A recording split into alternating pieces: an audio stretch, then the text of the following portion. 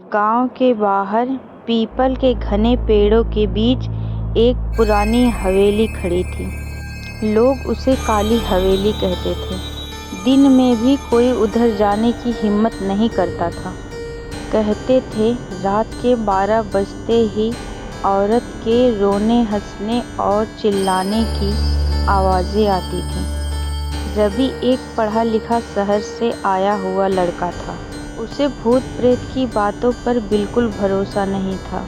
गांव में रहने के दौरान उसने कई बार लोगों से काली हवेली की कहानी सुनी, लेकिन हर बार हंस के टाल देता था। दिन उसने ठान लिया, आज रात मैं खुद जाकर देखूंगा आखिर सच क्या है। गांव वालों ने बहुत समझाया, बेटा सूरज ढलने के बाद उधर मत जाना, वहाँ से कोई सही सलामत वापस नहीं आया। लेकिन रवि नहीं माना। डरावनी शुरुआत।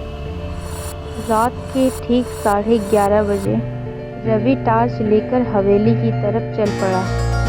जैसे जैसे वह पास पहुंचा, हवा ठंडी होती गई। पेड़ों की डालियां आपस में टकराकर अजीब सी आवाज़ें कर रही थीं। हवेली का गेट अपने आप चर्र की आवाज़ से खुल गया।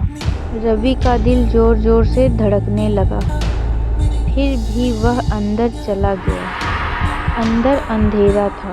दीवारों पर अजीब अजीब निशान थे, जैसे किसी ने नाखून से खरोंचा हो। तभी ऊपर से पायल की छन छन सुनाई दी। रवि चौंक गया। यहाँ कोई है? उसने आवाज़ लगाई। कोई जवाब नहीं। भूतनी की पहली झलक। अचानक टॉर्च की रोशनी सीढ़ी पर पड़ी। वहाँ एक औरत खड़ी थी। सफ़ेद साड़ी, खुले बाल, चेहरा दिखाई नहीं दे रहा था। रवि ने कहा, आप कौन? औरत धीरे धीरे मुड़ी। उसका चेहरा देखते ही रवि की सांस अटक गई। आंखें पूरी काली, होठों पर खून टपक रहा था और गर्दन टेढ़ी थी। औरत ने कहा, तू भी मुझे छोड़कर जाएगा? रवि डर के मारे पीछे हटने लगा। तभी उसका पैर फिसला और ज़मीन पर गिर पड़ा। भयानक सच्चाई। औरत हंसने लगी। उसकी हंसी से पूरी हवेली कांप उठी। रवि घिसटते हुए बाहर की तरफ भागा, लेकिन दरवाज़ा बंद हो चुका था। तभी दीवारों पर खून टपकने लगा। फर्श पर पैरों के निशान खुद ब खुद बनने लगे। औरत ने बताया, मैं इस हवेली की मालकिन थी। मेरे पति ने मुझे इसी घर में जिंदा जला दिया था और आज भी जो यहाँ आता है, मेरी आत्मा उसे छोड़ती नहीं।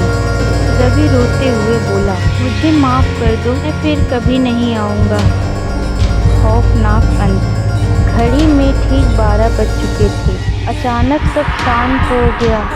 औरत गायब हो गई। दरवाज़ा खुल गया। रवि जान बचाकर गांव की तरफ भागा। पीछे मुड़कर देखा तो हवेली बिल्कुल शांत खड़ी थी, जैसे कुछ हुआ ही न हो। अगली सुबह गांव वालों ने रवि को उसके कमरे में मरा हुआ पाया। चेहरे पर डर जमा हुआ था और उसकी कलाई पर गहरे नाखून के निशान थे। काली हवेली आज भी वहीं खड़ी है और हर अमावस की रात वहाँ से एक आवाज़ आती है, जो आया है वो जाएगा नहीं।